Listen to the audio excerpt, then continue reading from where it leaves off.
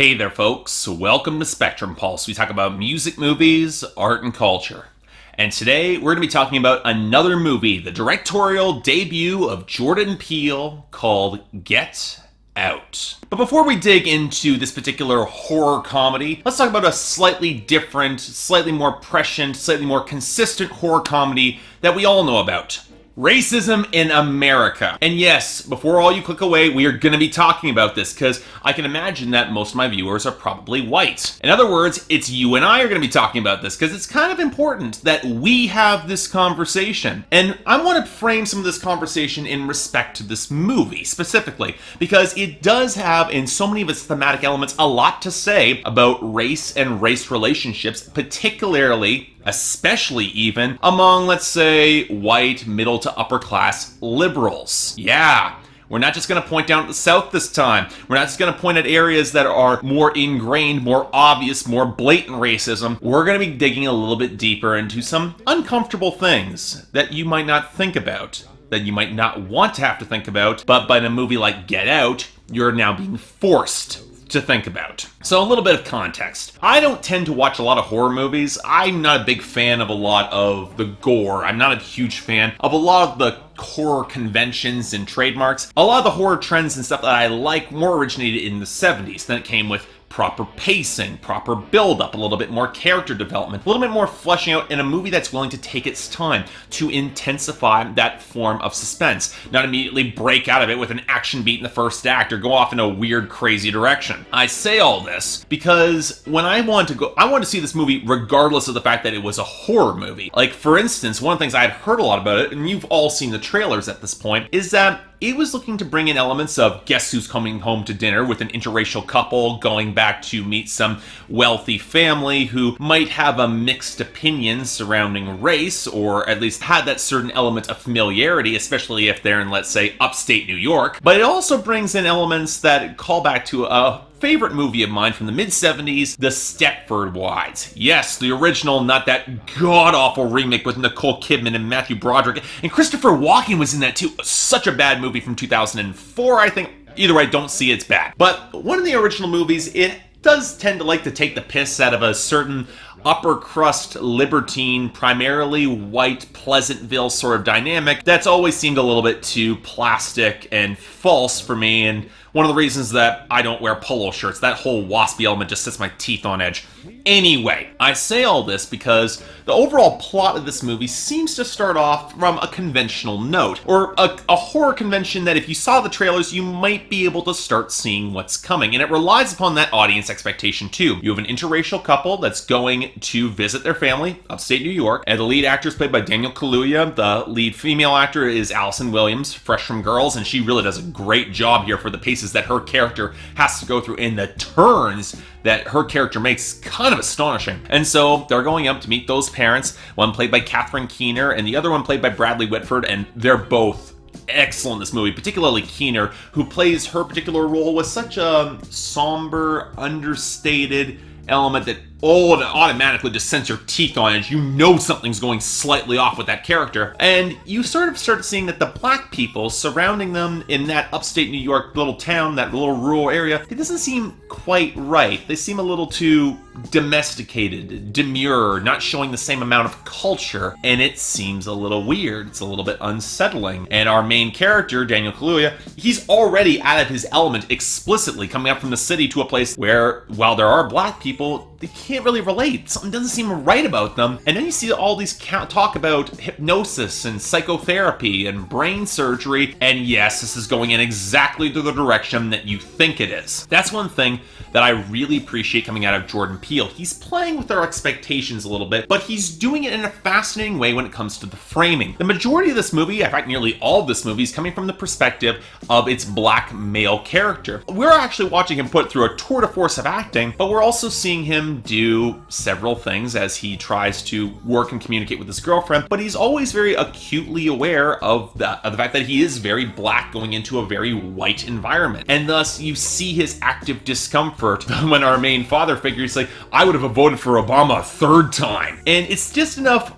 overcompensation that you can tell that there's an element that, yeah, he's still not being seen as an individual person or as a photographer, which he is. He's not being seen as what he is as a person, but he's more still being defined by his race. And that leads to some remarkably great moments of tension and, to some extent, an element of gaslighting, which basically throws your teeth on edge throughout most of this movie. Now, gaslighting is basically the process, and in case you're not familiar with the term, of trying to convince somebody that, no, it's all okay, you must be imagining things. I didn't say it like that. It's making somebody doubt and question their own mind. And that is a huge element to why the suspense works in this movie. Because one of the things that I've always admired, and from Jordan Peele, I have to give him tons of credit. As a directorial debut, he has such a firm command of Hitchcockian suspense techniques. He knows to give the audience a fair amount of information fairly early on in the first act, but the key thing is that he makes his main character doubt it and question it. Was it a dream? Was it something that he had imagined? What quite is going on? Is it more that he's just overthinking things because he doesn't want to overreact, especially he's impressing his new girlfriend's parents, but he's also realizing that something's not quite right here. He doesn't quite know how to play to this. He doesn't want to sacrifice both his authentic self, but also know that there's an element of, well, there's questions of undercurrents of playing to respectability politics while still keeping it at 100 that is kind of played in a fascinating way if you really start digging into a lot of the movie itself. And that's where I might have to stop before going any further, because I really don't want to spoil the third act of this film, because it goes in the direction you think it does, but then takes a very hard left turn, and there's a part of me that wants to dig into it then when discussing the overall themes, and yes, we'll get there, but also it's kind of twisted in how it approaches this. And part of this is discussing Peele himself. As a director, as I said before, he's got such a phenomenal command of the suspense and the framing, but I have to comment on how well directed this film is. There's a number of very long shots that are taken very early on in the movie that is just remarkably well done in terms of the framing, in terms of how well it is photographed and set up in order to cultivate a certain sense of earthy warmth throughout most of this film. It actually shoots the rural environments in almost a placid, it's sort of comfortable, it's a bit of a fall day, but it's a brisk fall day. You can kind of get into that very sedentary, rural, upper class New York ideal. It's presented as overall pretty nice, but he doesn't do a lot of things to highlight, yeah, something's kind of weird, something's kind of fucked up about how all this is gone. It's such a great masterclass in the set design and the setup of how things will get kind of twisted later on that it really does do wonders to intensify that tension, especially coming from our main character's perspective. And especially when you start bringing in hypnosis effects that are really remarkably well realized, especially through the black characters who put their acting through the absolute ringer in order to realize that sort of intensity. Especially when it introduces a potentially sympathetic character in the second act who does have an eye for our main character's photography, even seems to be interested in his actual artistry and his skills, but then wants him for something entirely bleaker and more graphic that I didn't see it coming, I'll say that for sure, but it says a lot. And this is, yes, where we're gonna have to talk about race. Because yes, this movie is implicitly about race and how we ourselves, particularly white people, see it. You don't get the overt, blatant racism that would come in the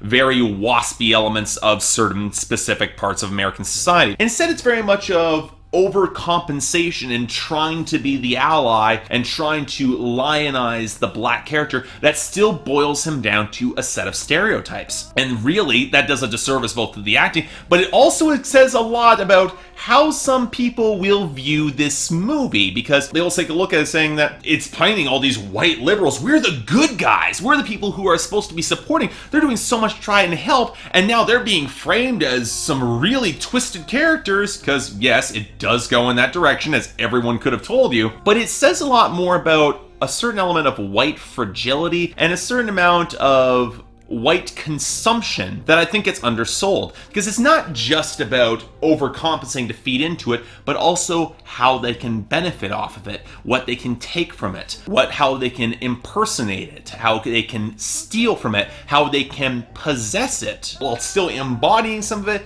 but still enough that it's ultimately theirs overall. And it says a lot about how white culture specifically appropriates, and really appropriation is the kindest possible word for what goes on in this film, basically tries to co-opt it and eventually put forward their version of it, their brand of respectability, and it plays out as sick and twisted as you might think. Now, I'm not saying this film is without flaws, because there are a few. For one, as much as I love the pacing that builds up, and especially going into the third act, there is a point around the second and third act where you can feel it switching gears with an audible clunk. And yes, it does call back very much to the 70s and how that would happen for totally bonkers third acts, but at the same time, I feel it could be slightly better handled. I think the transition could have smoothed over a little bit more. The elements of creeping suspense, I think this movie could have afforded to take its time a little bit more, especially in the second act, to let things really grow to that point and really allow things to percolate and come out of it. I also think one of the characters, he's played a little broadly, Caleb Landry Jones. He plays the brother of Allison Williams, and you know what? I get what they were trying to go for his character, that he was more of a laid-back, rough-edged frat boy who you can very tell has his masculinity and his entire presence threatened by a much more secure, a much more stable, a much more intelligent character that comes in Daniel Kaluuya.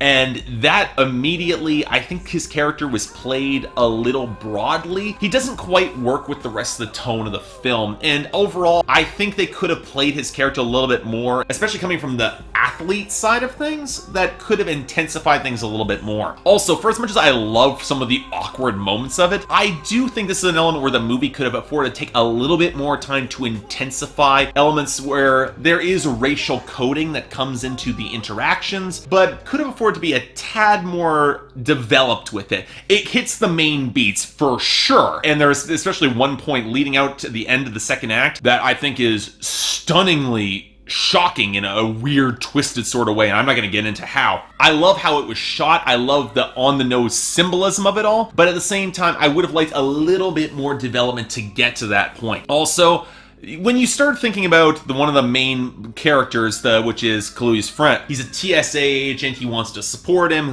he's ultimately the guy that they're actually trying to communicate with and trying to call for help. And yeah, I like his character. He's a great comic relief character, but at least the points where the comedy in this film can feel a tad broad, and it didn't need to be. I like the comedy that was playing for a little bit more of the awkwardness. I liked when it was playing into some of the more twisted sides of things. It's very much cringe comedy in a vein that you haven't seen since Curb Your Enthusiasm, especially when it comes to some of the missed social cues, especially from the predominantly white characters. That third character, that black character, in the last act, I liked a lot of what he's doing, but at the same time, he was also an element that I feel could have been played a little bit more subtly. You can tell this is calling back to Key and Peele's more comedy stylings. It did get a lot of laughs, especially in a sad sort of way when you realize how many people would see a lot of his justified complaints or justified concerns and then brush it off, especially when they're police officers, especially they consider it just a conspiracy and playing into a very conspiratorial type. But when it's shot as bright as it is, it kind of distorts from the overall tension of the third act. And this leads us overall to some of the reasons why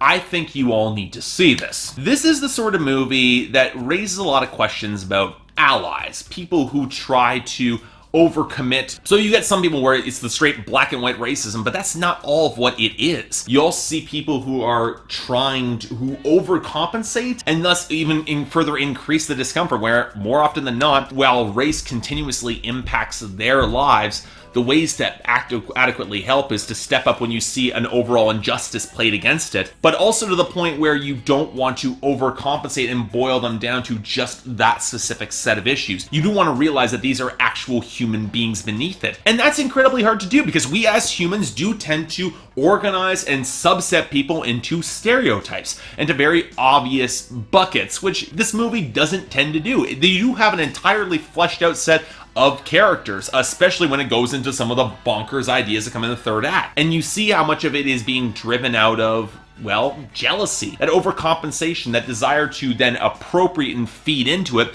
is being driven off of white inadequacy. And that's really true on some level. There's already been a certain amount of backlash against this film by saying it promotes white genocide, it's racist against white people, and these white people are only trying to help, and they're being painted as, well, I'm not going to get into that, but here's the key thing about this. Jordan Peele is a smart enough filmmaker to also look and see, yeah, like these people are totally dark and twisted. Some of the stuff they are doing is absolutely sick, and yeah, it's racist as hell. But at the same time, he's also playing to a very certain element of, well, insecurity that's coming with being beaten, with being shown up, and that feeds into their own code of racism, is that they're not being beaten because they themselves were weak or were not as good, but these people were strong, and thus we want that. And we want it under our guise. And thus, it's kind of amazing to watch that play out, especially when you see that larger overscale cultural commentary that plays out. And it leads to a haunting as hell moment at the very end of the movie. And I was expecting it to go into like an extremely dark ending. It doesn't. I'm still a little